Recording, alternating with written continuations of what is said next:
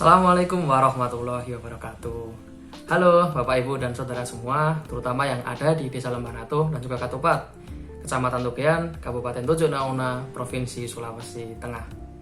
Kembali lagi nih bersama saya Faris Kinanda Akfiansyah dari tim KKN PPM UGM Tugean tahun 2021.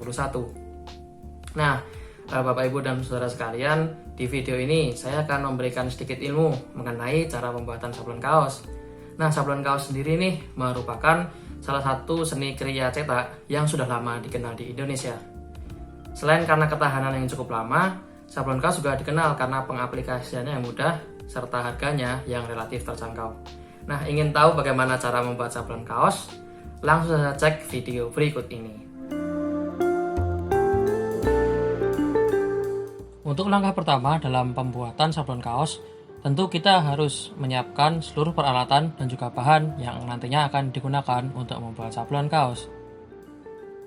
Alat dan bahan tersebut diantaranya yang pertama ada screen sablon.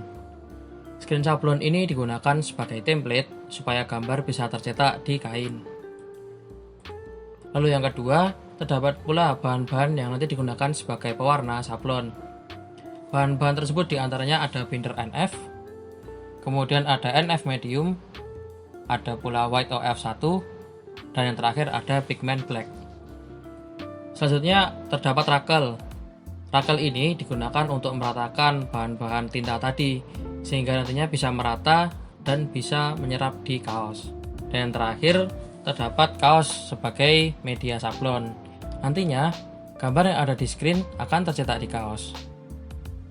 Oh iya, selain bahan-bahan tersebut, jangan lupa siapkan wadah untuk mencampurkan tinta dan kemudian sediakan juga papan yang rata. Nah, setelah alat dan bahan semuanya siap, sekarang saatnya kita untuk membuat bahan tinta. Yang pertama, campurkan bahan dalam botol dengan tulisan binder NF. Cairan ini dilarutkan hanya satu bagian saja. Fungsinya adalah untuk penguat warna. Lalu yang kedua, campurkan bahan NF medium. Bahan ini digunakan sebagai dasar warna dan dicampurkan sebanyak 10 bagian. Setelah ini terdapat dua metode. Metode yang pertama, jika kita ingin menyablon pada kain warna hitam, maka kita akan membuat tinta sablon yang berwarna putih. Yakni caranya dengan mencampurkan white OF1 sebanyak 10 bagian pada campuran sebelumnya. Sedangkan, jika kita ingin menyablon pada kaos dengan warna putih atau kaos yang terang, maka kita menggunakan tinta berwarna gelap atau dengan pigmen sesuai warnanya. Pada kasus kali ini, saya akan mencontohkan menggunakan warna hitam, yakni dibuat dengan cara mencampurkan pigmen black sebanyak 1 bagian pada campuran sebelumnya. Setelah itu, persiapkanlah kaos yang akan disablon.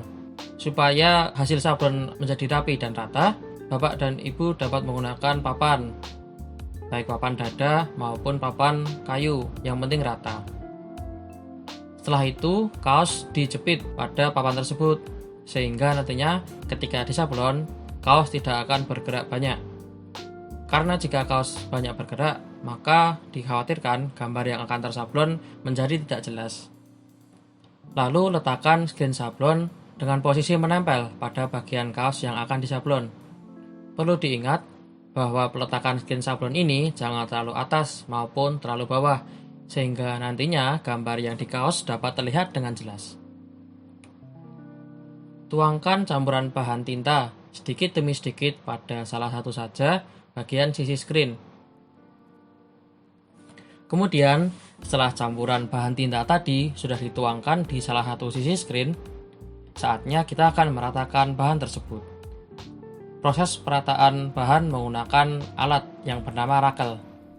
Alat ini memiliki karet pada ujungnya yang digunakan untuk menekan bahan tinta tadi.